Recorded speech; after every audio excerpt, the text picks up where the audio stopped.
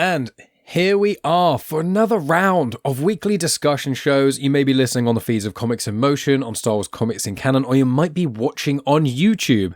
I am going to be doing this week to week, talking about Skeleton Crew. And this week it's the premiere. It's the first 2 episodes of the season. This takes place in the same chronology as the Mandoverse, although at the moment they're not connected, it seems, but it is like 5+ years after Return of the Jedi. I think 5 to 10 years after Return of the Jedi, around that kind of region. Still 20 years before the sequels, anything like that. But this is episode 1, which is This Could Be a Real Adventure, and episode 2, Way Out Past the Barrier. And so I'm going to be joined by a different guest each week, and I am here with someone who is as enthusiastic about Star Wars as I am, and whenever I have him on, it's always like a real positive drive, which is really needed, I think, in Star Wars a lot of the time. I am here with Thomas Rochester. How are you doing, good sir? I am doing well. Hello there from the other side of the great Atlantic Ocean. We're back. Star Wars is here, man. We got a show. Fun. It's all good. It snuck up on me. Well, like Acolyte, you and I spoke about that, and you and I, like I did enjoy Acolyte. I thought it was good. I think I rewatched certain parts, and I feel like it's a show that would really benefit from watching it all in like 1 or 2 sittings. Mm-hmm. And I think you said you rewatched it and did that. So I just want to ask, because obviously when we spoke about Acolyte, we spoke partway through. So just in brief, what did you kind of think of the series as a whole? What do you like and dislike, and how do you think it fits in the rest of the live action before we delve into Skeleton Crew? Loaded question. I compare it to the prequels, which I'm like, it got a lot right, but it also got quite a bit not right. Yeah. As time has gone on, I have incredibly mixed feelings about it. There are some things that really grind my gears about it in the same way the prequels did, but then there are some other things that are some of the greatest Star Wars of all time. It ends and we bleed the Kyber crystal. Yeah. It ends in that final episode, and we get one of the dopest image. I'm trying to think how to say this. We get a visual of someone having a vision without seeing the vision, but we see part of it in their actual eye. Like, we see the reflection of a vision in someone's eye, which is a tiny detail to catch. So in terms of like cinematography, fight choreography, in terms of the technical stuff, I think it crushed the whole series all the way through. Nothing that I hated. My biggest problem is the pacing / episode order / I love episode 3. I should love episode 7, but I hate episode 7. Is that the original Second Return. I feel the same. I feel the same. It was a letdown. It was such a build-up. And you're like, is that that's the bad thing that everyone's been crying about so much? This is the whole... yeah, I know what you mean. It's not just that. Like, it's how it unfolds, which is, I felt was predictable. In the sense that I was like, okay, so he did a bad thing and blah, blah, blah, blah, blah, and this and that. And it's like, oh, he did a bad thing, but it was an accident, like, in a way. He didn't know that it was going to kill her, but at the same time, he definitely made a choice out of fear. So it's like, sure, it would have been better if he just, I don't know, made more of a decision. Yeah. Or made less of a decision. I don't know. It was a really weird middle ground on that piece. I just didn't want to spend another 30-40 minutes entirely on Brendock. I mean, some of the coolest talking points and kind of little teases were, there's a Vergence on Brendock. Oh, it's been a long time since I heard about a Vergence. And, everyone's like, well, it's undoing because they were made out of a Vergence. And I was like, not necessarily. Like, they're not the same as Anakin. Anakin is the Vergence of a Force. It surrounds him. They are not a Vergence. That's not the same thing. And people, I got in arguments, or I guess debates, really, about it. And I was like, look at the language in the script. What is said on screen? There is a Vergence around the Force, and I believe it surrounds a boy. You believe this boy is the Vergence. I believe it surrounds him. No, be true with your feelings, Qui-Gon, right? And then they're just like, we kind of use the Vergence of the Force to create some kids. We, doubled our powers. beautiful. We doubled our power, did the twin thing, and twinned out of here. I saw the OSHA going dark and May kind of going I think more we even light. discussed that, didn't we? Yeah. I think it was quite a common thought of the start is like they're just going to kind of swap. Yeah, which was nice. Like I think they landed it. You know, May is still like a very gray character, but OSHA was like, "I'm going to kill you." We get the Kyber bleeding like live in person. That was so sick. And I mean, just that final fight with Chimere and Soul and like Soul. Thank you. I couldn't remember his name. Yeah, that was just a masterpiece. Beautiful. We got he was her Padawan kind of thing with Chimere and Vernestra. Vernestra, thank you. I don't know why I'm blanking on names, especially Vern. I just finished a book that was like all in on Vern. I don't even remember what book that was. The most recent book You're that probably came ahead of out. me then, because I'm only on I'm still only partway through the thing of the Temptation of the Force. I'm only partway through it because I know I really want to read it, but I've done a few podcasts where I've been reading books for people and reading other content for having people on, like Tonya doing comics lit and things like that. Yeah. And so I pause that. I'm almost at the end of the audiobook of The Living Force though by John Jackson Miller, and that is amazing. But yeah, that's a good roundup of Acolyte. Yeah, I agree. In broad strokes, I think if you tweaked the episodes, if I edited them, if I went in there and edited it, I think I could make it 10% better easy. And I think that, revisiting the flashback thing, it was too much better. Like with the whole, Torben, killing himself, I'm like, he barely did anything at all. I didn't like that. And I felt like Kelnaka being killed off screen and then we only get to see him in action fighting other Jedi. I was like, I want Kelnaka fighting, not a control puppet. So there were other things. I'm like, all the Chimera stuff was top tier, and most of the Soul stuff was amazing. Apart from the flashbacky stuff with him was a bit weak, especially the whole I can only hold OSHA or May up. And I'm like, what are you talking about? Just throw one to the other side, or like literally all the things that are falling around you. Just grab one. There's so many options. Yeah, and so many different things. Like, how about you pull one towards you really quick, and then you grab the other one? Like, I know it's like, the Force doesn't do that kind of stuff sometimes, but there's lots of little gripes I have that all kind of culminate. But Acolyte is a unique thing. Maybe we'll get more of that, maybe we won't. But Skeleton Crew, now, this is another show where it all is its own thing.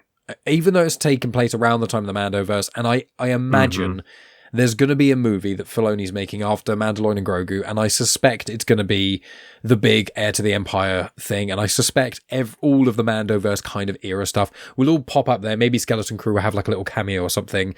I don't know, but it's set around that time. I love the fact that it's not one of those where it's like, and who've we got with them? We've got Luke Skywalker with them the whole time. It's literally like, here's some kids going on an adventure, and it... hopefully none of them will get really badly hurt, but it could. And the stakes, the first thing with me is like the stakes. I was bought in quite quickly, and so was Megan, because it's like, you know that none of the legacy characters, there's no danger with legacy characters. We know what's going to happen with them.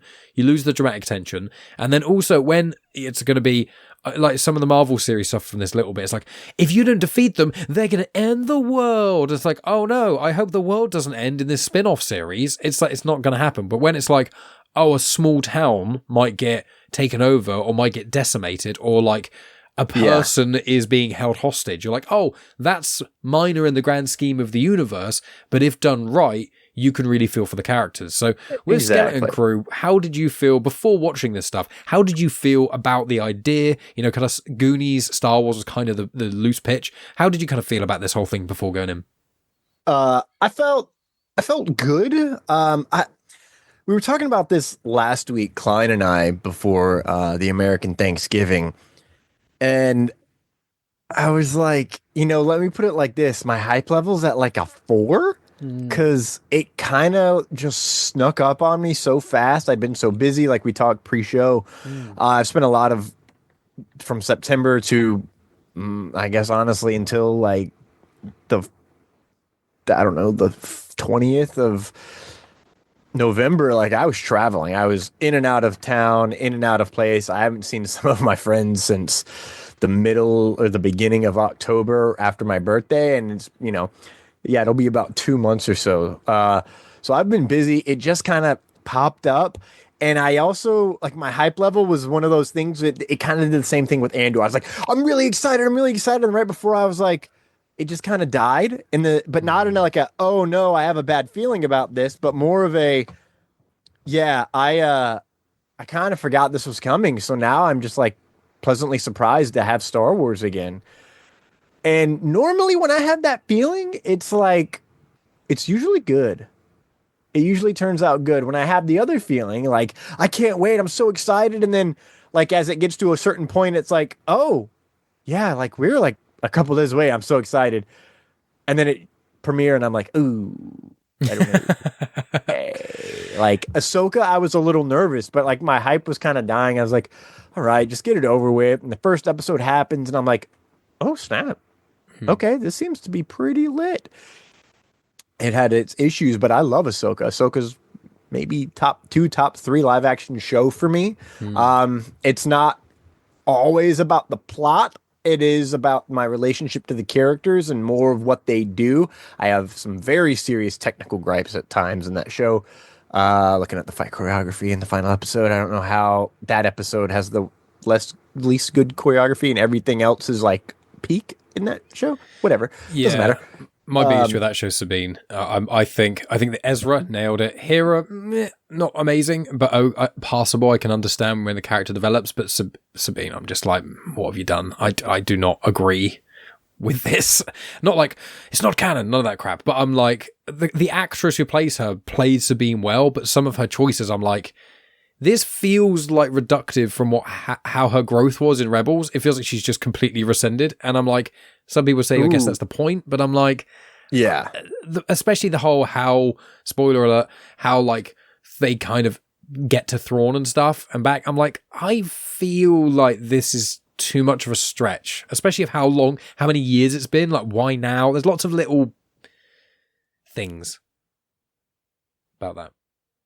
But I know you just said it's one of your favorite shows. I'm not saying it is amidst some of mine, but yeah, I mean, I get that. The why now part is more of this. We have to stop Thrawn. We have to get to Thrawn. It's like, that's less about, we got to find Ezra. So if they know where Thrawn is, then that's got to be where Ezra is. That's just like happenstance and the force of it all. I will say my biggest complaint, not enough Thrawn. But I mean, like, whatever. Yeah, no, I understand the Sabine take there. I disagree, but it also is probably because, like, she carries trauma.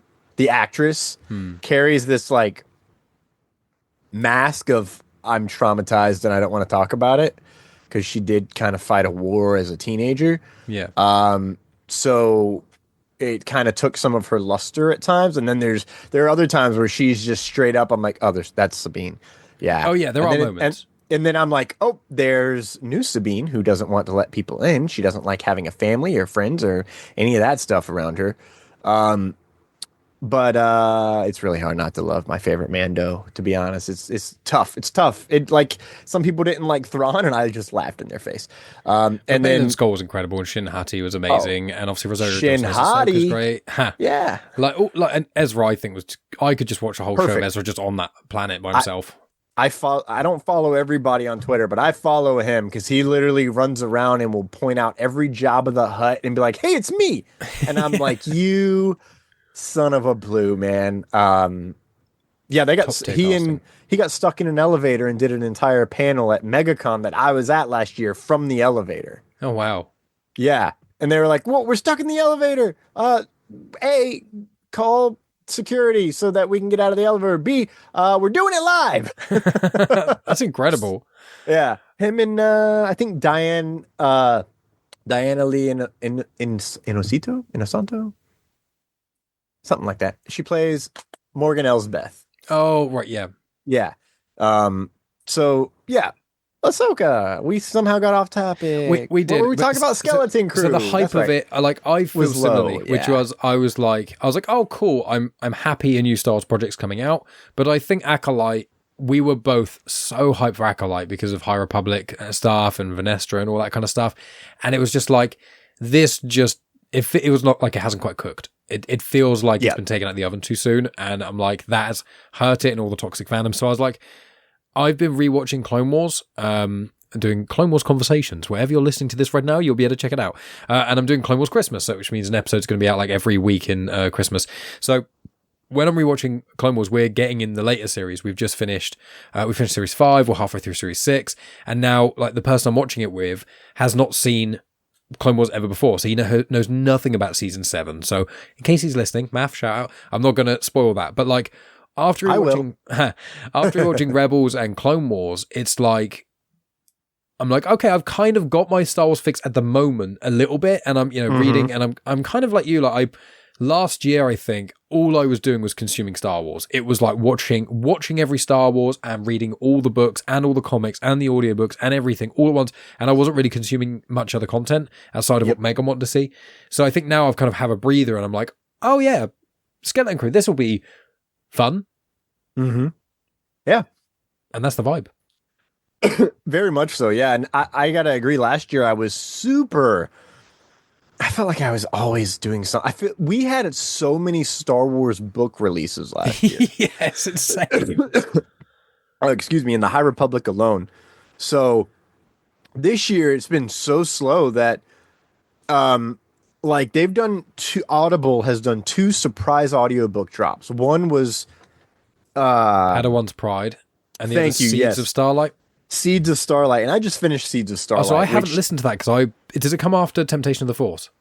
Okay, so here's what you're gonna want to do. Yes, it comes Temptation of the Force. From there would be your next thing is junior novel. Is that a junior? Is that like the little kids or the middle grade? So there's middle grade, and then there's YA. I think it's middle grade and then YA.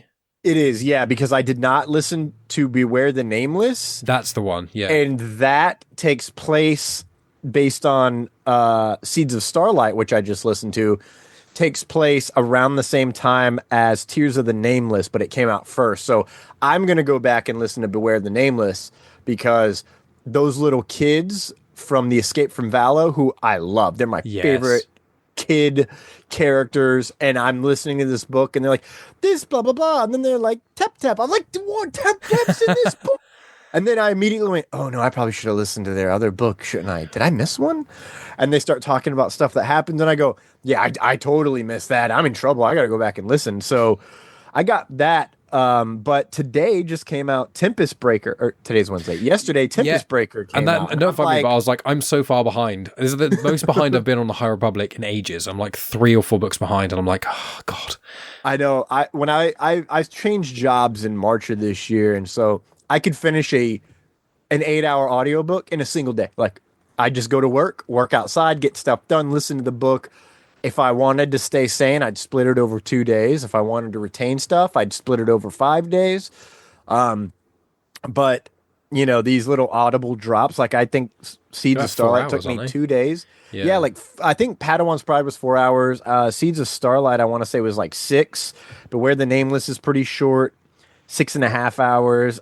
Tempest Breaker, 6 hours. So they're all like shorter books as opposed to the 12 hours, the 15 hours. Well, yeah, Living Force is 16 hours. And I know the Thrawn Ascendancy. Oh, is it that's really? Like, yeah, it's really good. 15 and a half hours is Living Force. Yeah, and it's that phenomenal. Book flies. It's so good. Flew One of the by last for like me. 10 minutes. It's phenomenal really? standalone. Oh, yeah, man. I'm right So at the good. end. Yeah. So good. But yeah, we've just been spoiled with Star Wars content. And this year, we had a bit of a break, and I'm like, okay, cool. And then this came out, and I think I'm on the same boat as you. Like, all the things I was like neutral on, I'm like, hey, yeah, I'll watch this. I've been like, oh, this is really cool. And then when it's been stuff, I'm like, I can't wait. It's been meh. And it's like, I felt that way with Rise of Skywalker. I was more hyped for that than anything. I was most hyped for Force Awakens, but then Rise of Skywalker. Yeah. But like with this, we'll get into it then. So we'll talk about the first episode to a degree, but they work together very well. So don't worry about not flitting between them. But I think that the great thing about this is the vibe and the low stakes. They were the kind of main things for me. So what do you think about that and how this kind of started? I'll pass the baton back to you for Skeleton Crew. Yeah, so the low stakes, I think, is what I do love the most, because that's how Star Wars started. Like, people like, oh, it was always about taking down the galaxy. No, it was about kid trying to, a kid that wanted to leave the planet. His family dies and he gets the chance to leave the planet. Oh, I gotta help save a girl. Classic teenage call to action. Then it's when he finds out there's a whole Death Star, and then he ends up accidentally a part of a rebellion, and then it is about like taking down the bad guy of the movie. Empire is when it's like, by the way, we have like this massive war. They're not over. We didn't win. We won a little battle here. Oh no, we lost this battle. Oh no, we lost this battle. So I feel like most of this show will ride the line of most of A New Hope. I mean, I Hmm. say it's probably going to take the New Hope vibe where low stakes, low stakes, low stakes. Oh no, you're now a part of a bigger world. But guess what? You got to go back to your little Atten, which oh, I have so many thoughts about that place. It is the mystery keeping me alive. But like the vibe of the show, everyone's like, it's Goonies, it's Stranger Things in space. And as somebody who is not a fan of child adventure 80s films that are coming of age, I'm more a fan of the John Hughes teenage coming of age. This is kind of outside of my typical like wheelhouse of vibes. Like we see the city and I'm like, oh, that's kind of like E.T. And they Hmm. do another shot like that in Stranger Things. They're trying to show suburban America, like an everyday town. Okay, I get that cinema vibe trope. Or that cinema trope, I get that vibe of it. Also reminded me of Guardians of the Galaxy 3 for some reason. Yes, yeah, yeah, Fantastic. yeah. When they land down, yeah, yeah. On the other Earth. Yeah, I really love that. That was awesome. But then it kind of goes and it's not in the genre that is like my thing. So the first episode I'm like, okay, cool. When I watched it on Monday, I was like, I don't know if this show is really meant for me, but there's a lot of stuff here that I'm really liking. And I rewatched it yesterday to get the notes ready for the rebellion and also just be a little bit more refreshed for this. And yeah, no, it is made for me. Like it is speaking to my inner child who's like, annoyed by Wim because He's so annoying. I'm a little bit like Wim, annoyed by Neel because I'm a lot like Neel. I just want to go home to my bed. I am more like Neel now than I am any other character. 100%. I just want to go home and lay in my bed. It's dirty out here.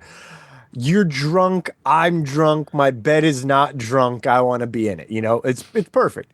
Fern is the fucking coolest kid on this show. Like the just the coolest character so far. Like the way she stares down in episode 2, all the pirates, and is just like, I don't want to have to shoot you. And like we're adults, we can tell she's fibbing, but even then, it's just like I kind of want to see her do it. Like Mm.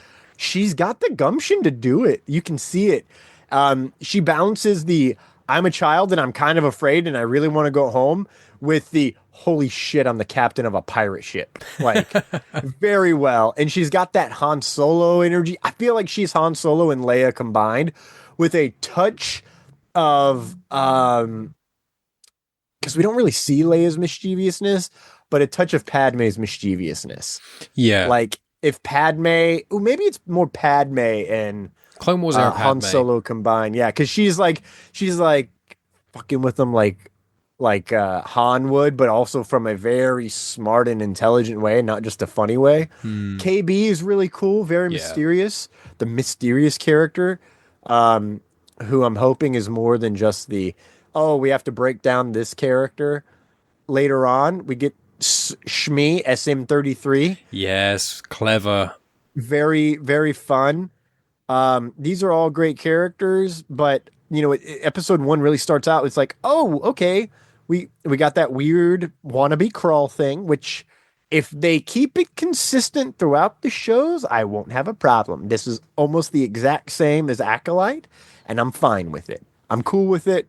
Keep it up because it's also the same thing that Solo did. So Hmm. if they keep these Star Wars stories consistent with that, like and then keep it consistent in certain eras like Andor, there's no crawl, I don't believe. There's no words. It just kind of pans down. Rogue One, same thing. Andor season 2, hopefully it's the same thing. This kind of worked for me. We go right into the pirate thing, the pirate heist, the I don't know what you call it. What do pirates do? I don't know. Not really pillaging, I suppose. Pillage? Sure.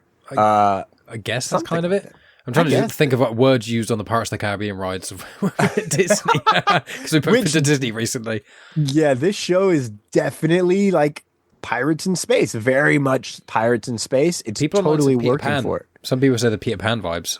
Yeah, actually, yeah, you do. I Because think the second episode you get that a bit when they're in hyperspace and Neel is talking with Wim. It kind of feels like Peter talking to Wendy a bit, where she's like, I've got a life to go back to, and he's like, no, you don't. What life? Stay here. And it's like, yeah, you want to go home, bro. Like, okay, this is quite dangerous. You want to go away, don't you? You want to go home, and it's that kind of vibe. And I didn't click. I didn't think about that. Initially, like someone mentioned it online, and I hadn't thought about it. I watched episode 1, I didn't think about it, and then I saw that scene, and I think it's when Wim puts on the skeleton's like pirate hat, and I was like, oh, for some reason I'm getting Peter Pan vibes. I don't know if it was a live action one or Hook or something, but I think, as you said, with ET and a lot of those other shows, it's kind of like playing on a lot of that stuff. Yeah, it's definitely playing on the nostalgia. Here's what I want to say. Star Wars has a nostalgia problem. We broke it down on the Rebellion. I bitched about it for about 45 minutes. Like, you want to go listen to that, go to Reckless Rebellion a couple weeks ago. I think we talked about it. Yes.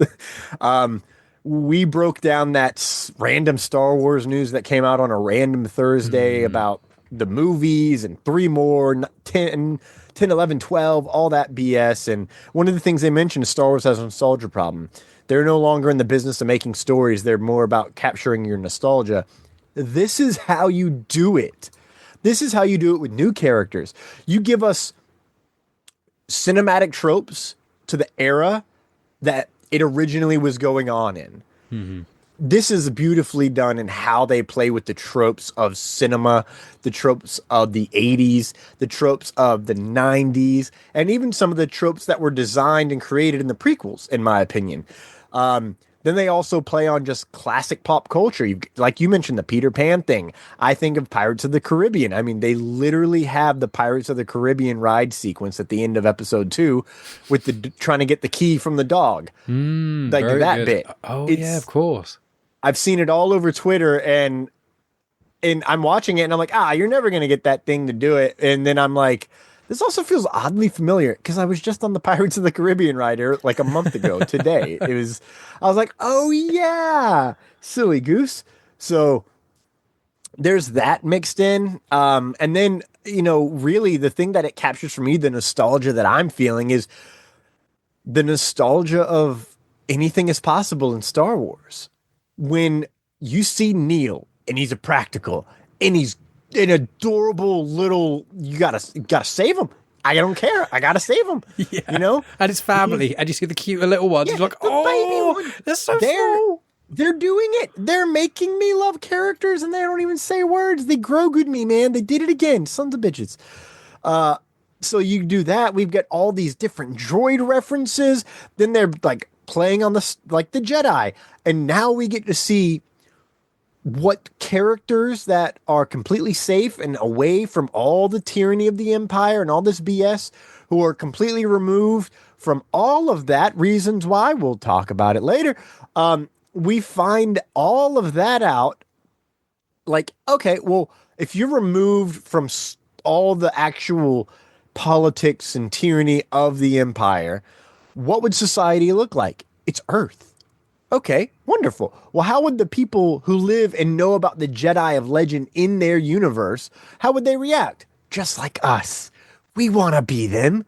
It's beautiful. So it's playing on the nostalgia of what we felt about Star Wars and about the Jedi as kids. And now, when episode 2 hits, now we are with these characters. We're like, wow, these kids are living our dream. They wanted to go on this great adventure. Now they're in the Star Wars. So it plays on the nostalgia in that way. Then there's just random Easter eggs of like a kid named Bon Falfa, which is, a reference to Harrison Ford's Bob Falfa from American Graffiti that George Lucas made, his first film. Oh, clever. There's that one. Then there's, it's Pretty Wizard. Things of that nature. Like, there's just little subtleties all throughout that I think are great. And then we get some amazing name drops. We get we're bouncing around here, but then you get the Star Wars like world building. Are you sure you're not talking about Adelan, Alcacor, or Alcor? Oh, maybe Aldani. It's a swamp, temperous, boggy world, and it's like, wow, what is Alcor? I want to know what that is. I know what the other two are. So now it's capturing my mindset of like, what is this? What is that going to be? I'm over here trying to figure out who his original captain was. These are things I want to know. Then you bring out the idea that they have Old Republic credits in mint condition. Like old Republic or Old Republic versus the current New Republic? I think more likely that. I think this is going to be pre-Clone Wars.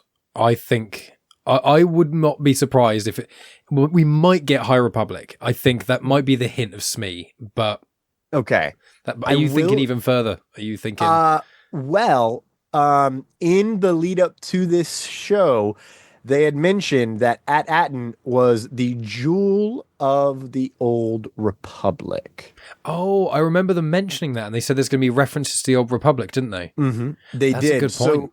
So I'm like, ooh, I have spent a solid 30 minutes. I'm not going to say it's all day. I've spent a solid 30 minutes online trying to find all the logos of galactic republics throughout the history of Star Wars, because in one of the scenes, he's shuffling through his lunch money, and it shows a crest on it.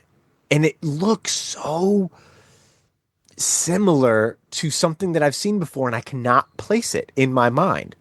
In essence, it reminds me of like, I guess like a pinwheel, not a pinwheel technically, but it'd be like the Galactic Republic logo from the Clone Wars era, pre-Clone Wars, downfall, rise of the Empire, all of that. It's similar to that, but slightly different. And I'm trying to figure out, all day, like, is it like from the old Republic? Because At-Aten's a myth. How long does it take for a myth to become a myth? Well, I would have to assume a long-lived character of someone who is, say, 300, 400, 500 years old, which are alive, would have evidence of At-Aten if it was back in the High Republic. But if it's further back, now we're really going to have to figure some stuff out. The idea that you can hide is amazing. And I also really love the fact that when we see them, there is a literal burial. They don't see the stars. What look like stars are red dots. Yes. Almost like an artificial atmosphere thing, or just hey, we are like blocking anything and everything. The only hover vehicles that I saw were little hover bikes. Everything else is on a tram track. And then you talked about the High Republic. The Undersecretary Farah, aka Fern's mom, mentions the Great Work. And she talks about the Republic. Well, that's what I thought. That's why I was thinking High Republic era, because the Great Works is what, Lena So was doing. Yeah. Yeah. That's like Starlight Beacon's like the pinnacle of the Great Works. And in I think, was it Survivor or no, it's in Living Force.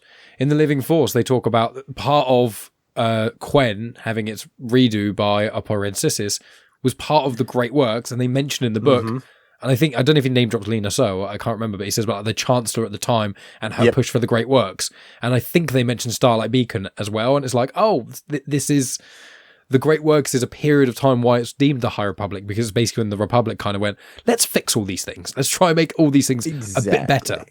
And I believe some of the Great Work technically had started when they were trying to expand communications out into the Outer Rim in Phase 2. Starlight was at the end of it, I think. I think the Nile kind of stopped the Great Works era, I think. I think so, too. But, I mean, they really stopped the High Republic, if you will. They brought it all the way down to the depths of Iram's ocean, which, shout out all the stuff I recently listened to. But yeah, so the way that she's dressed is feels very Star Wars, but it feels era-less, which is not normally what we have at this time. In a way, I was like, she kind of like looks like she could work with Mon Mothma. I was thinking the same thing in Andor, yeah. And then I think about it, and I'm looking at this picture, and I go, I mean, like, I could even say, like, that's High Republic. Like, that is very basic. It's very classic. And then I'm like, well, what was the Old Republic like? Like, I mean, fashion and evolution would change slightly different on a planet that's unconnected, but the citizens themselves would probably not know that they're not connected to the greater universe. They would just hear all these stories and think that no one could leave and no one could visit because that's just how it is, right?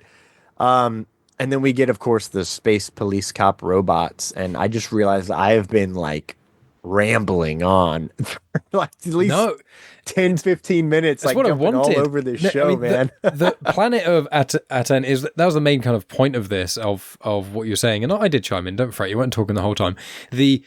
I think that's the intrigue here as well, because I watched the first episode. I was like, oh, that's fun. And then they go, they go off. And then when episode 2 starts, I'm like, okay, this is just going to be, they're going to go off from space. Dad's going to try and find them.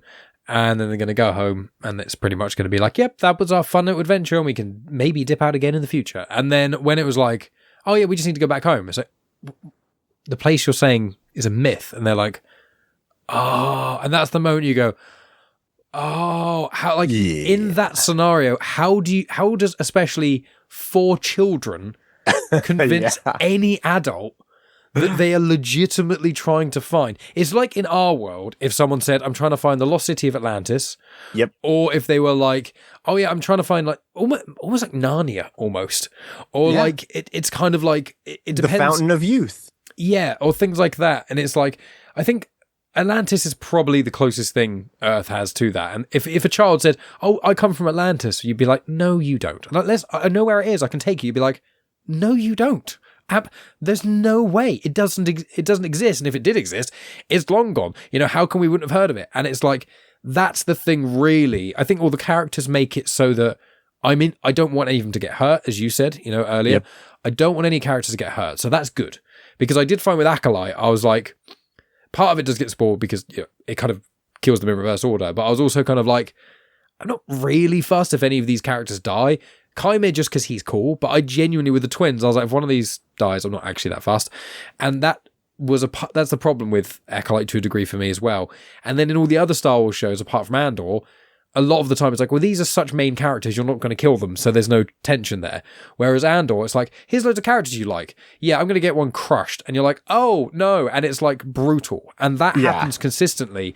And that's what I really praise about Andor. And I think with this in a much smaller scale, you've got me interested in the characters, so immediately, danger works.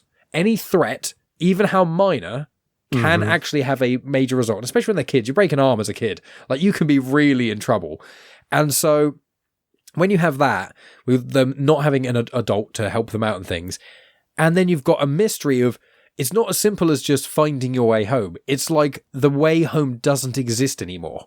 And that, for me, I was like, I think you kind of indicated it. It was like, that's when you got me. I was like, now I'm really... A lost planet. There's the intrigue. That's kind of, again, I don't want to always connect it to the Goonies. And I didn't watch the Goonies tons when I was a kid. I haven't got rose tinted glasses. I watched it once when I was younger. Couldn't remember much about it, and watched it a few years back. And I was like, actually, I really enjoyed this. It's a lot of fun. But Goonies is like, it's like reverse Goonies, because they're trying to find treasure that people say doesn't exist. And in this, they've come from where the treasure is, and they have to convince a treasure hunter, in air quotes, to go and get it. That's what really attracts me about season 2, especially. As episode 2, rather. Yeah, and my favorite thing of episode 2, beyond the mystery, is there's a whole scene where it's like, I don't see any humans. It's just creatures, characters, aliens. And I love how Neel is like, aliens. Oh, they look so weird. It's like, bro, you can't say that. First off, you're an alien. You look weird. If anyone said that, I would slap them in the face and protect you, but they'll kill you if you call them weird. And can we just say here that he is not, I've looked online, his species, Neel's species, has not been named, and they've specifically said he is not an Ortolan, guys. He's not Max Rebo. Max Rebo's our own other little special guy who's just got legs. and a head and trunk stuff. He hasn't got arms, so like, unless you've got the Lego version, which is really weird. But so Max Reber's Ortolan, not the same. But that's the question as well with Neel. Like, Yeah. are there other species of Neel species on the planet, or is it literally just their family? Like, how long do they live? Gosh, yeah. Do you know what I mean? Like, but no one seems weirded out at school. I would have expected if Neel was the only one of his species on the planet, he would have been bullied or there'd be a bit more fuss. But then in the classroom, there was lots of species there. And you know what? I really liked that because I think that was missing a little bit when Grogu was in the classroom briefly in Mando. Yeah. A lot more humans. And I was like, no, have a variety. It really makes it makes you feel immersed. That's the beauty of A New Hope with the cantina scene. Yeah, really. And that's where I talk about the nostalgia and the wonder of like anything's possible. It's like, wow, look at all these aliens.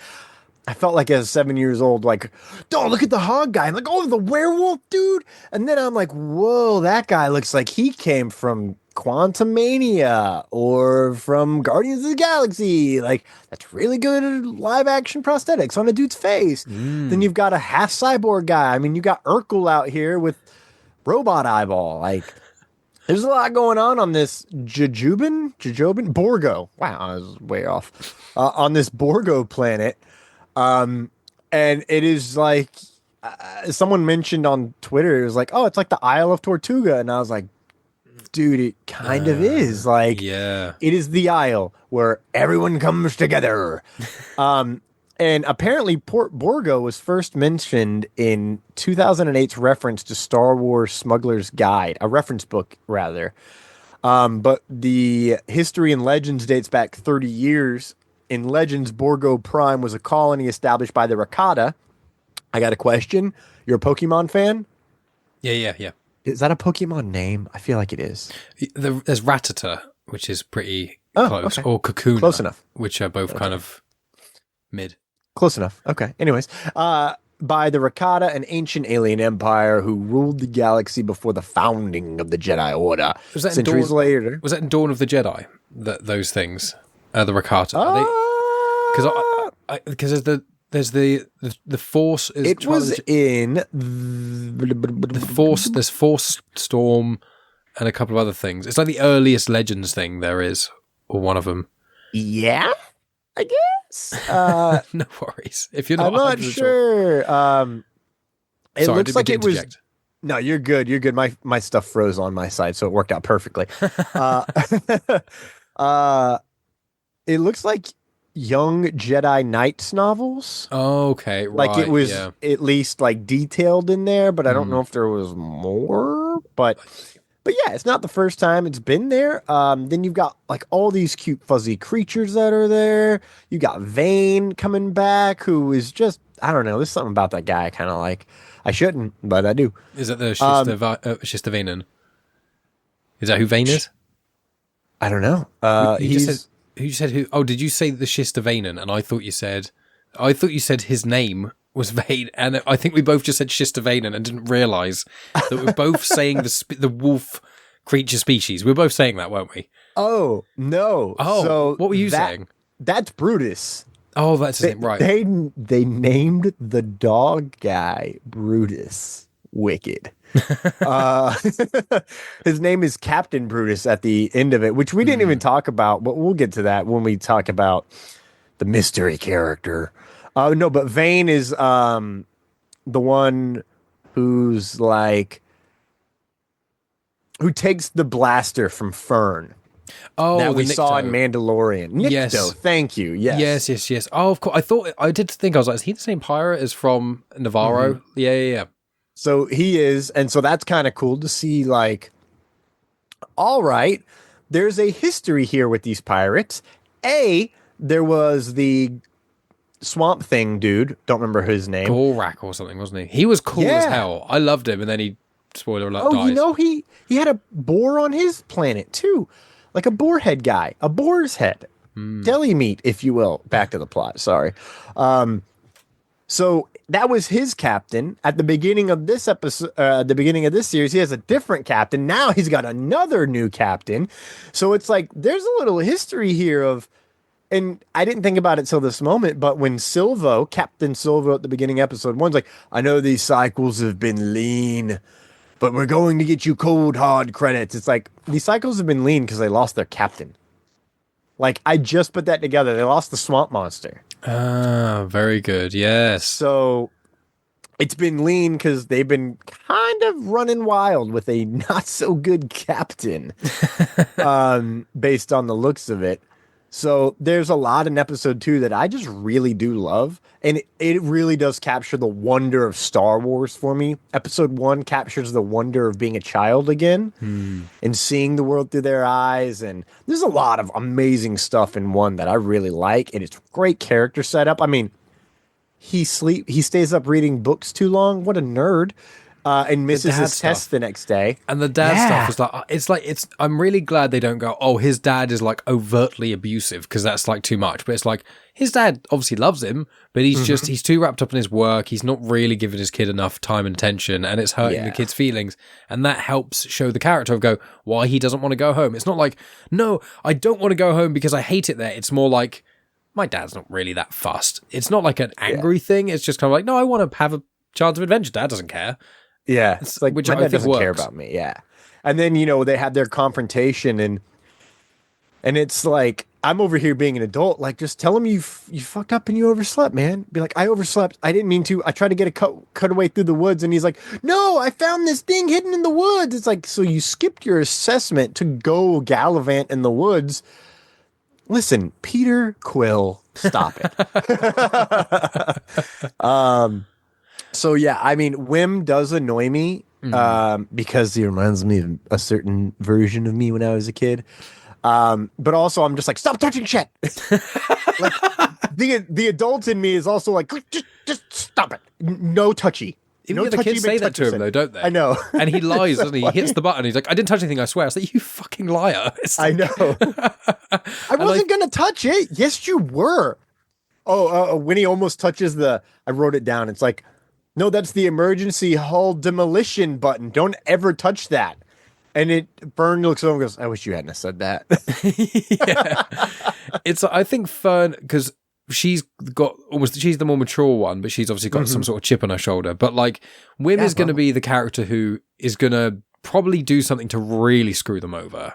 Not like betray them, but do something again. He's going to probably mess up one more time, and it's going to have some quite serious consequences. Maybe someone's going to get hurt. And I think that's going to be his turning point, and he's going to grow into the right character he should be. And then he's going to go home to his dad, probably episode 7. And then maybe we're going to, or 8. And then the last bit is going to be unraveling the mystery of the barrier. Like, that's what I would like to see. Okay. That would be cool. I mean, imagine, I'm certain it's not this, to clarify. I'm saying this, me putting this is not a theory hat on, but wouldn't it be so cool if the colony had been there since the days of the Old Republic, but essentially when the Great Disaster, the emergence happened in the start of, in Phase 1 of the High Republic, if when that happened, they essentially put up a barrier thing, or the warning of the Nile, and they essentially cut everything off, and maybe there's like a little way to remove them from records, like public records, and they just completely went off the grid. Like, I doubt that's the case, but that would be really cool. Like, if they just mentioned that's why, because there's got to be a reason why there's a barrier. It might be, I hope they don't go, yeah, the corporations got greedy and then just blocked everyone in, because it's like, come on, think of something better than that. For real, especially with, and here's it's like, it's got to be more than just pre-Clone Wars, because that type of civilization takes a long time to build. 100%. Now, I said that, and then I'm over here like, that looks like, 60s to 80s America, which started getting built in the 40s, so maybe it's only a 40-year gap, because blah, blah, blah, blah, blah. Anywho, they could totally do it in America, like in America alone. I think, but it's not the myth. Yeah, I'm just talking about like on planet, had it been pre-Clone Wars, but the myth thing is like, well, it's way beyond that. So how did they remove it? Maybe Emperor Palpatine did it and removed it, and kind of thing, just like Camino situation, right? But I think it go back further. And their ability to completely, they're lost, right? Well, that must mean that they are not locatable, and if they're not locatable, why is that? And I get the feeling that they're not locatable because they have like they're obviously deleted from systems, but it could just be that their hyperspace lane went down in the emergence, or went down long ago, because they talk about or something.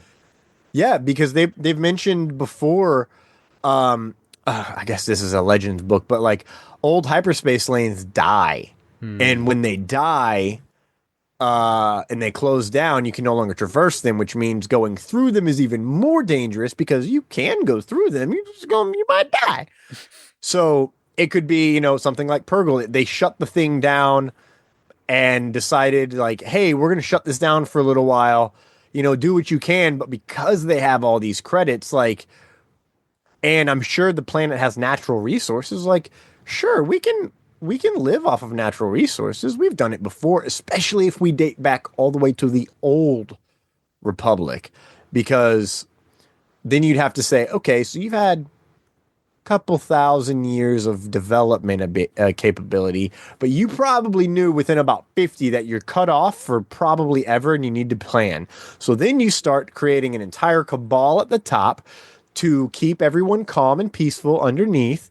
But at the same time, your resources financially are just going to circle around everywhere else. Then you have a little bit of an or Earth thing where maybe you do have some evil on the planet, but for the most part, right now, I immediately don't trust security droids. I'm just gonna say it. Yeah, I don't like droids it everywhere. I think that's the point. It's basically a cheap way of doing it. Because you're like, you could have people, and when he was like, "Oh, I want to help people," that's what droids are for. It's like, oh, yeah, that's a gross thing to say. Like, that's a good point. That's actually something I didn't think of. Not just is it a cheap way, but it's also a way to keep it binary.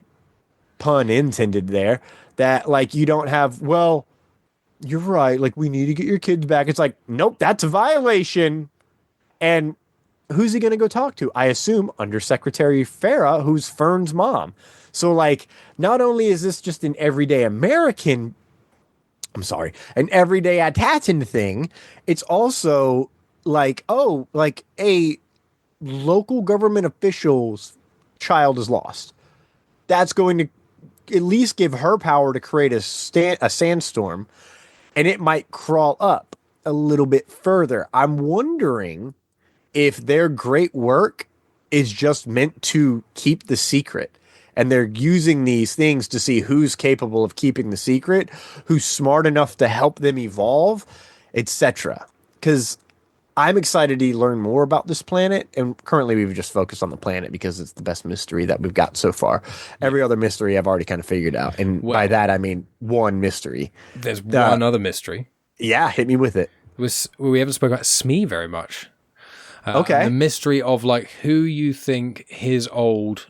how old do you think he is? Oh, first of all, no, before we talk about him, how cool is this scene where he just goes absolutely... He just nails everyone. When he limps out, I'm like... Oh, please don't let him just make a fool of himself. Let him be badass. And then he just kicks all of their asses, and he just punches that Nikto guy so hard. And I was like, go on, mate, get him. I love it when stuff like that happens. And the kids are just like, yes. And I was like, I really love you, Smee. Dude, no, love it. Love that. I was like, oh, he just killed a guy.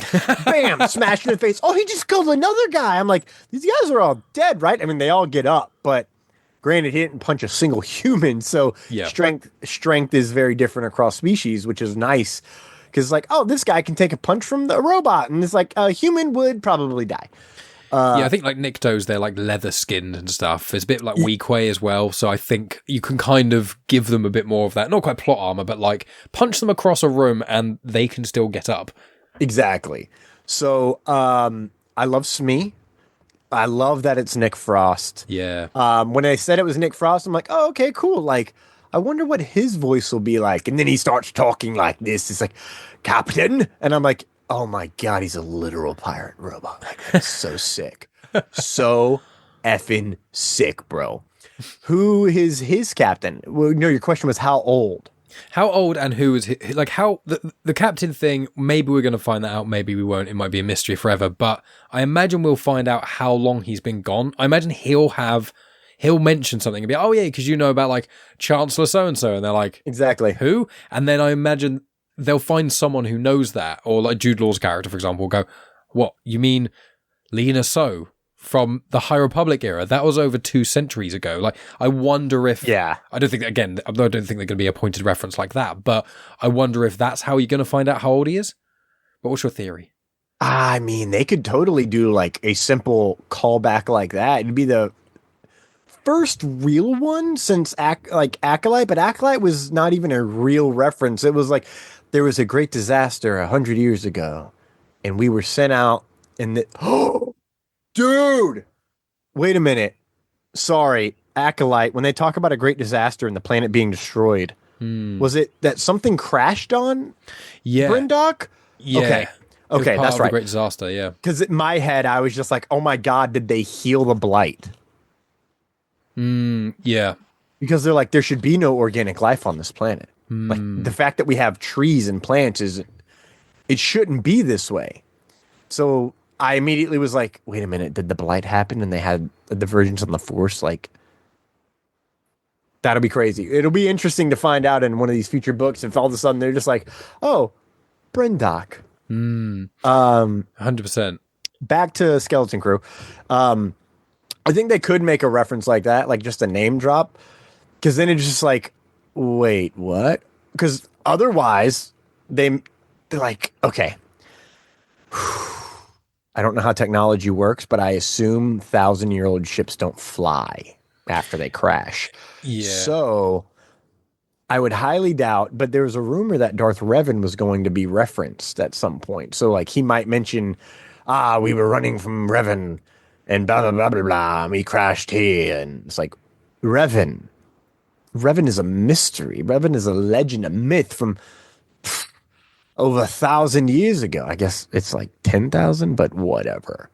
You get what I mean. Yeah, in Legends, I mean, the only real truth is that Bane, it's very heavily indicated. I mean, Bane is definitely canon because Yoda saw it, the ghost Correct. of him, but it's not explicitly confirmed if Bane was there 1,000 years before A New Hope and stuff, as it's kind of should be, because it's when the Rule of Two started.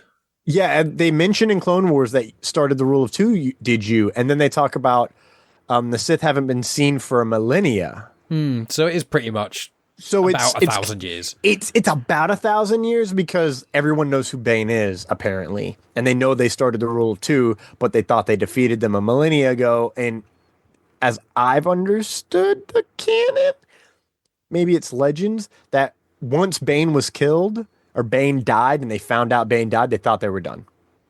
I think in Legends they didn't know really about Bane until they found him and got slaughtered. Yes. Well, that's why I think they're trying to tread carefully when it comes to that stuff, because I think they're trying to not retcon things too much. I think they're trying to be like, right, if we establish something in Acolyte, we have to make sure that as we go back further and further, we make it continuous, because that was the big sell for the canon over Legends, because Legends got a bit messy, but they have already started being a bit messy in places in the canon, but still, but Smee, Star Wars? Never. I know, who could have thought, a work of fiction made by like hundreds of different authors all put together, who could have thought there might be a little contradiction here and there. But yeah, so with Smee, I thought he was badass. The pirates are really quite, I'm so thankful that it's like, here's a story which doesn't involve the Empire or the First Order, and I'm like, yes, thank you.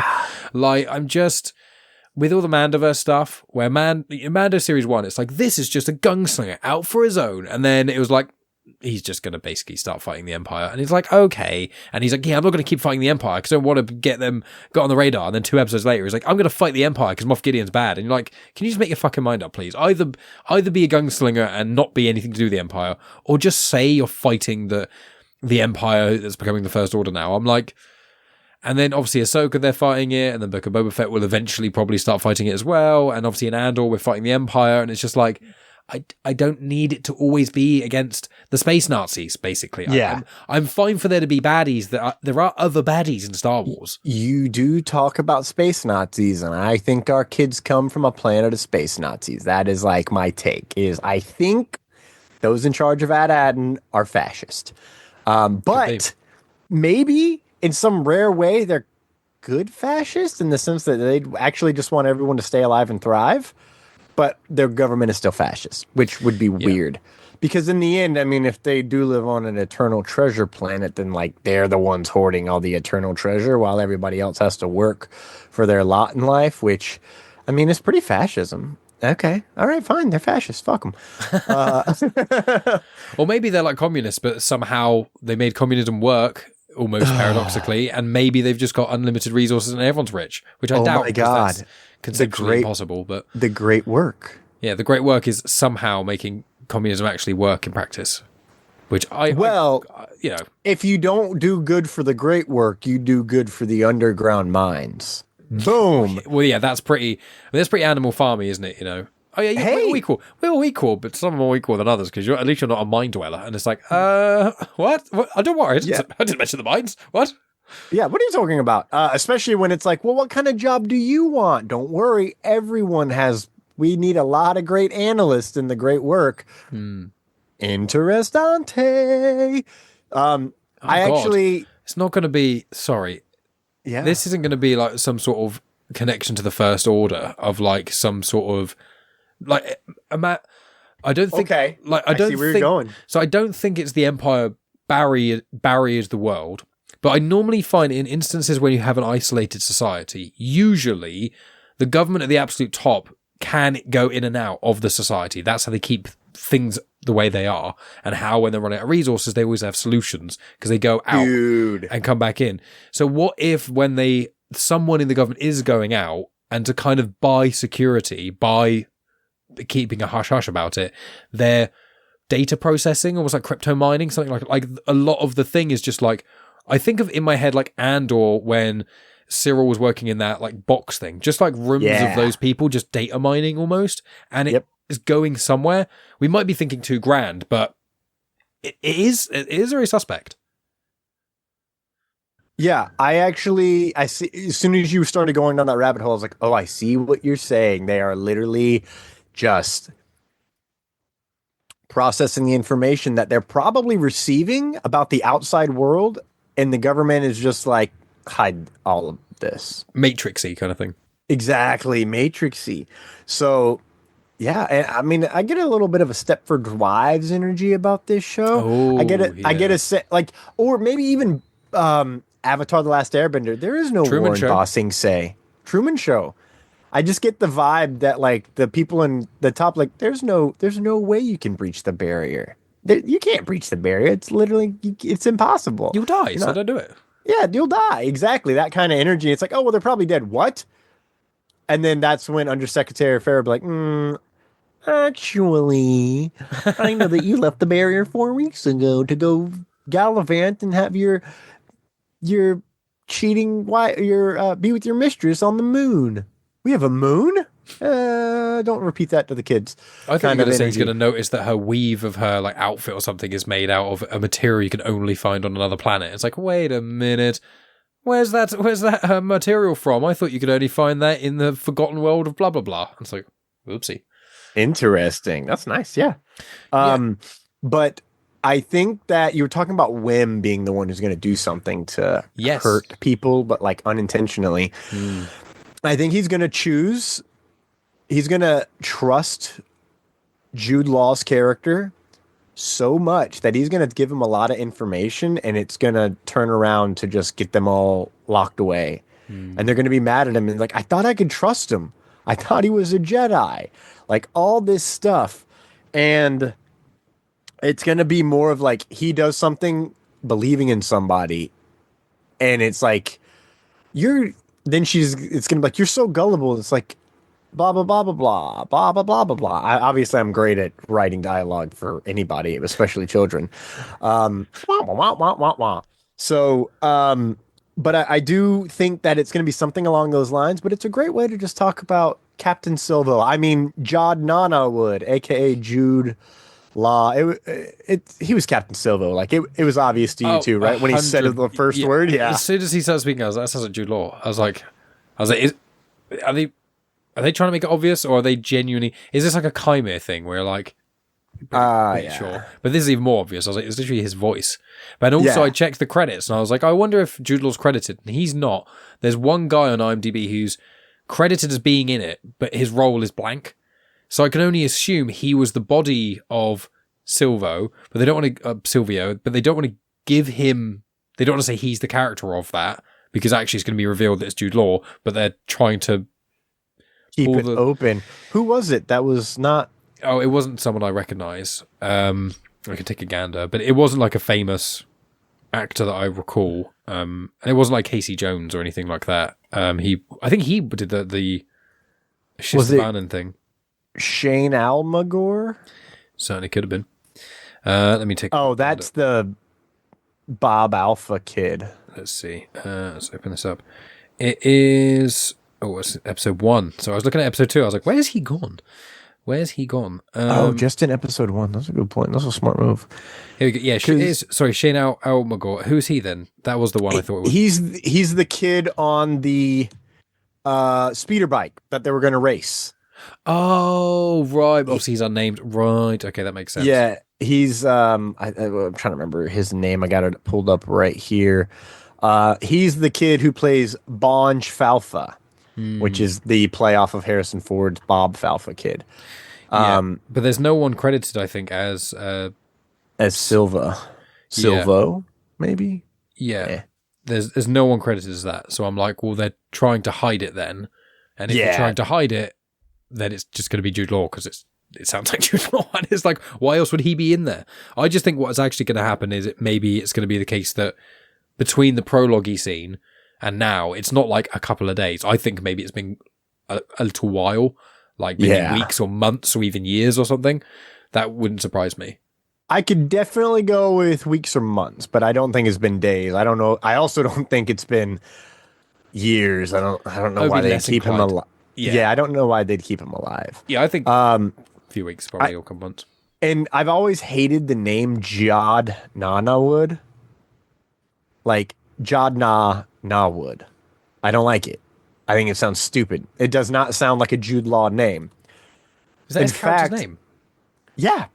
Oh, that's what they have promoted this entire time. Jod Nawood, which is very similar to Jude Law. Jod Na. I don't like when they do that. I don't like it. But the fact that his name is Captain Silvo, maybe his name is Jodna Silvo. Like, like Long John Silver. Oh yeah, Jordan Norwood. I have seen that written down. When series and stuff comes out, aside from Acolyte, because I couldn't help myself, I try my absolute darndest to just not. I watch the reveal trailer, which is just random clips of no story, and then the first story trailer, and then usually I avoid all the other ones as well. Acolyte, I couldn't resist watching the second trailer, but aside from that, I was like, I don't generally watch many interviews. I don't really pay attention to posters. I try and kind of just steer clear of it as best I can, so I can kind of meet the characters without expectation. Because I think Star Wars, for me, the thing that always makes Star Wars the worst for everyone, even the annoying toxic fans, is the expectation. Every show comes out and they go, I think this show is going to be amazing. Like Book of Boba Fett would have probably been a lot better if everyone didn't expect it to be like even cooler than The Mandalorian, and it just wasn't. And it's like, okay. Yeah. Yeah, so I've been on the fence of like, maybe he's a Jedi, maybe he's not. Like, I don't know. And Jack Hughes has been adamant, aggressively, he's not a Jedi. Yeah, I don't think he is either. And he does seem to be force sensitive, but I definitely don't think he's a Jedi. And if he is, then he's been lost. Like, in the sense of, he survived Order 66 and did the opposite of what Kanan did. Instead of going to be a freedom fighter, but quietly and just trying to live and do good things here and there, he's like, I'll be a pirate. Oh, you know why? Here's my headcanon. Hondo Anaka. He got picked up by Hondo and became a good pirate. Depends what era of Hondo, because Hondo the Clone Wars at points is a bit, and then by the time you get to Rebels, you're like, oh, he's quite nice now. And then by like sequel trilogy, he's like overtly a good guy, and you're like, okay. So, wait, he's in the sequel trilogy? Well, he's in Galaxy's Edge, isn't he? So he's alive in. Oh yeah, and that's canon. He's on Batuu around the time of Last Jedi. So, and he mentions, I mean, Smuggler's Run, the ride. That's right. It's it's him helping Chewie and stuff. When we went into that really? part. So yeah. Okay, because we did it. We've done it twice when we were there. Actually, we did that whole day there. They were like, the animatronic is broken down. Just move forward. And it was like, oh, you missed it. It's Hondo talking to you and all that jazz. I missed some of it, yeah. But we did see them on like the little screen as you're doing stuff. So that was cool. But yeah, no, we did miss that. So, but yeah, you're right. He is alive there and he is an overt good guy. But, that's what happens when you hang out with Jedi. But I feel like that's also like, it would be, he got picked up in the Clone Wars. And that's why Jude is doing what he's doing. Because he's a genuine pirate. And then we'll get at this point, we'll get a pretty good, good to see you, my boy, Jude Nanarwood. Yeah, because he's still going by that name. Good God, it's terrible. We're thinking Hondo's going to come into that's I want Hondo to be in everything, but I think this is the show of all shows. This would be a great reveal of him popping up somewhere and kind of, in fact, if Jude Law betrays them and then Hondo saves him. Yeah, that would be quite cool. Or Hondo just accidentally does, like he's escaping. He's like caught in a cell and he escapes. And he looks at them as like, all right. And just kind of lets them out. And then they got to go with him. That would be like the kind of thing I would love, where they get to know him along the way. And they're like, who are you? And he's like, I am, of course, the great Hondo and Have you not heard of me? Yeah, the greatest and most honourable pilot around. I help everyone for a small fee. And they're like, I want more of the world to experience Hondo, because most Star Wars fans, I mean, I think probably less than half of Star Wars fans have seen the animated stuff, but like, not really paying attention to who he is in Galaxy's Edge. So I'm like, I want live action Hondo. I want him to be in the Mandoverse. He's got plot armor, but I'm fine with that. I'm fine with Hondo having plot armor. I'm okay with that. Yeah, I like that idea too. He's been the only one that I'm like hopeful will show up. Yeah. But even then, I'm like, if I don't get him, like, oh no, it's fine. What the hell is this? Hold on. You finding more Easter eggs? I'm on the IMDb page, and all of a sudden I saw, uh-oh, did I just happen upon something I didn't want to know? Ooh, maybe.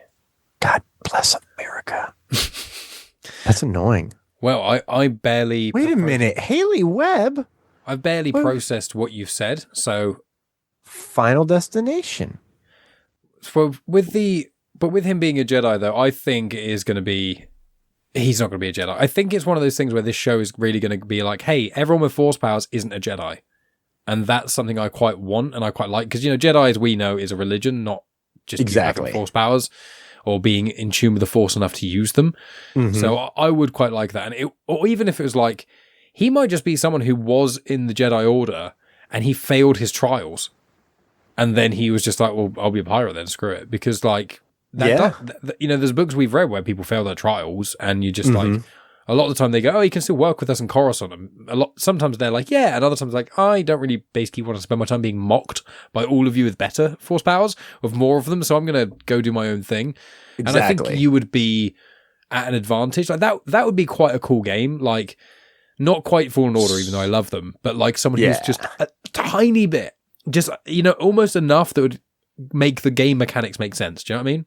Yeah, and I would say for him, I get the sense that he was captain because he may have like mind tricked everyone into it, kind of thing.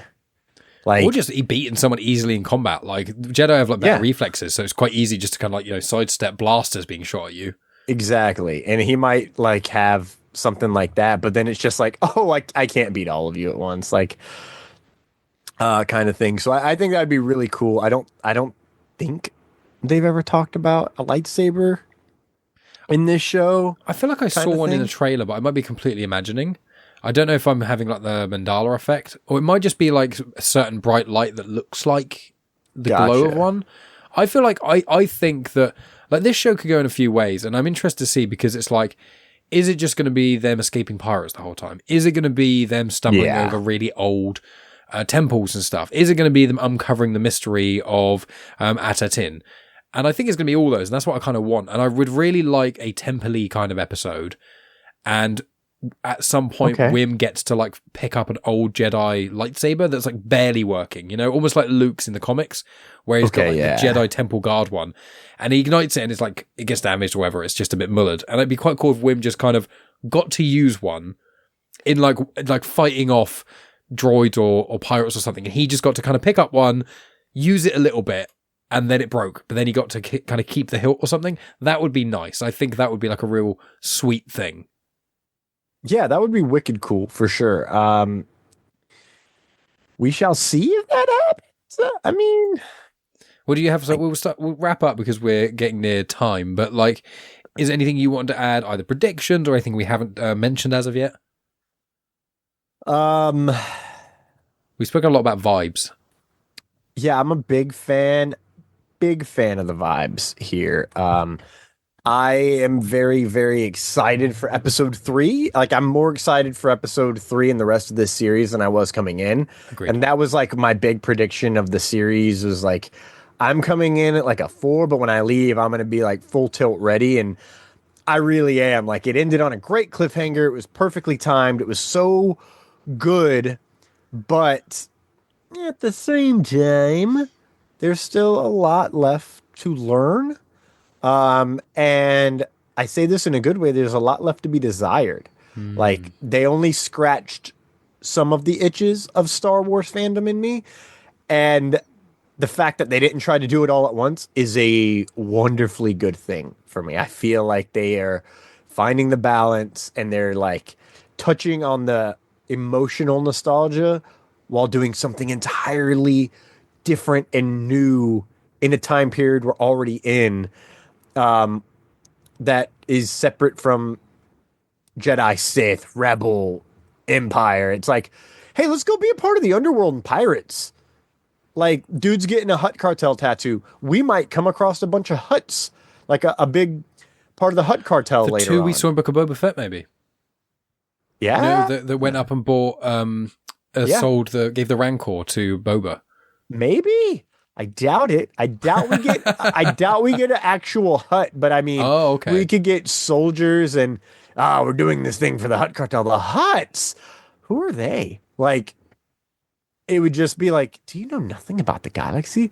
Oh, they said they're from Manhattan. Manhattan! Oh my goodness, I was there once. No, you weren't, Hondo. No, I was. I think Hondo's the key. Here's my prediction. If Hondo shows up, he is the key to finding their planet. That would be cool. Imagine, again, this is one I'm certain is not going to be the case, but imagine if it was like a wayfinder or something. Could you imagine? Like, if they managed to find, like, because it's like, there are other ways, or like a Jedi holocron that has a map in it, or something like that. Like, it would be cool if they did like a temple kind of thing, and at the end of the temple, the treasure they got was like the piece of the puzzle in Force Awakens kind of thing. Yeah. Where it was like, okay, where is Atten on the star maps? We don't even know what kind of map would be able to tell us, and then kind of get that piece of the puzzle together. It's lots of opportunities. That's what I like. It's so open. Interesting. Now I'm wondering if we do get like,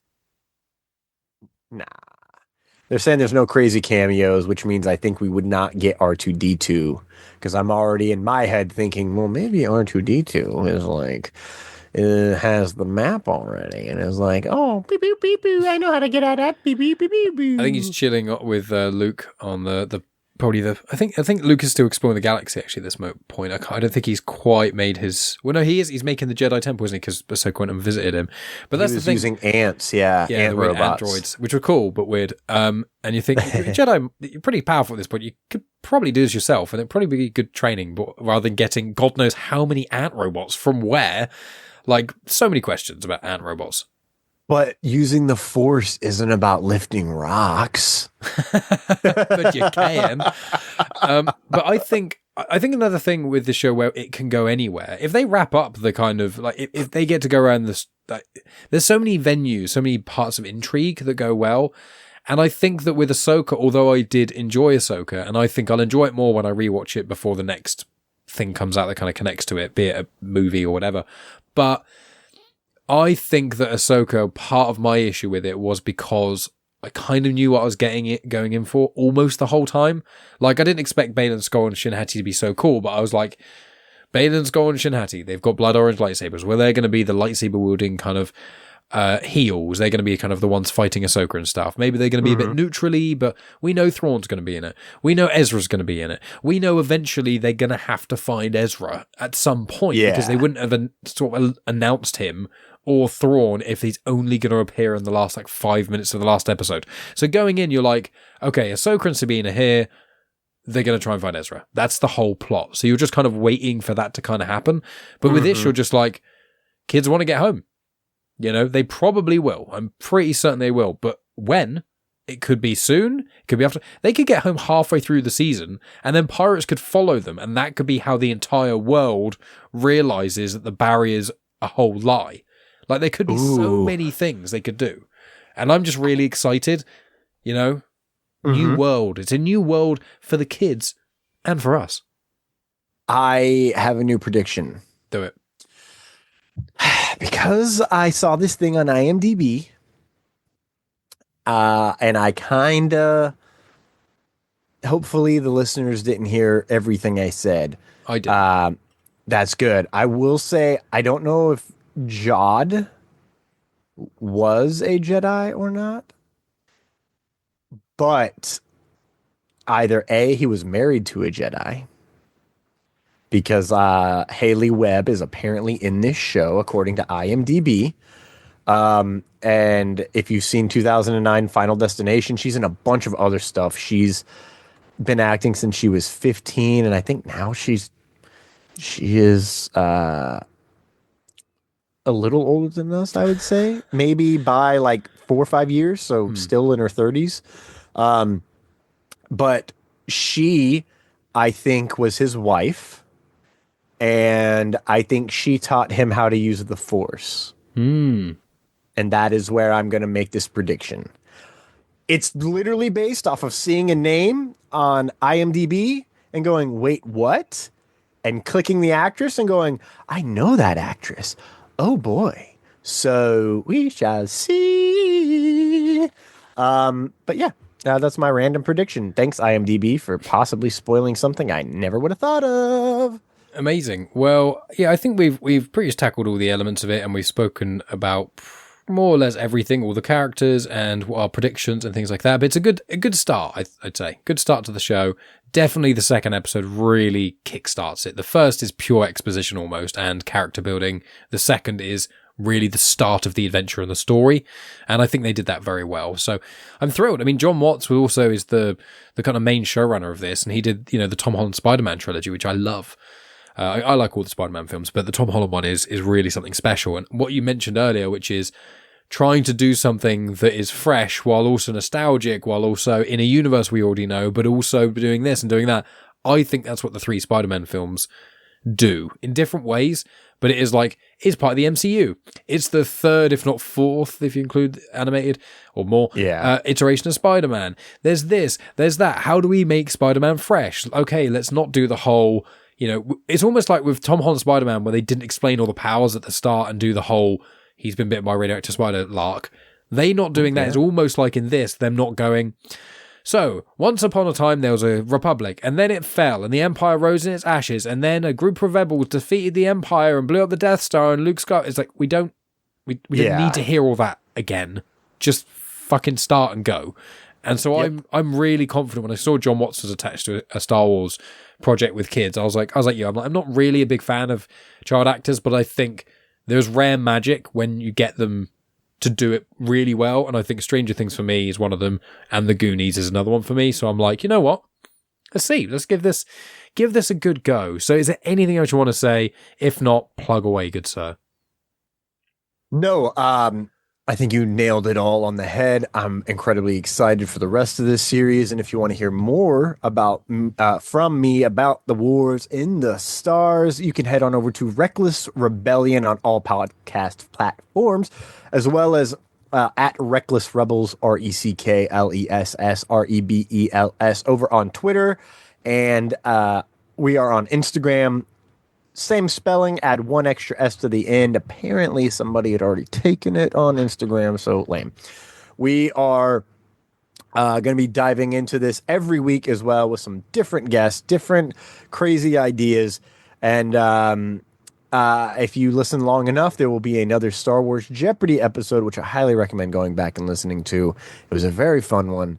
And I really appreciate you having me on. We're going to have to get you on. We're going to probably after the holidays figure out a way to swing this time gap here.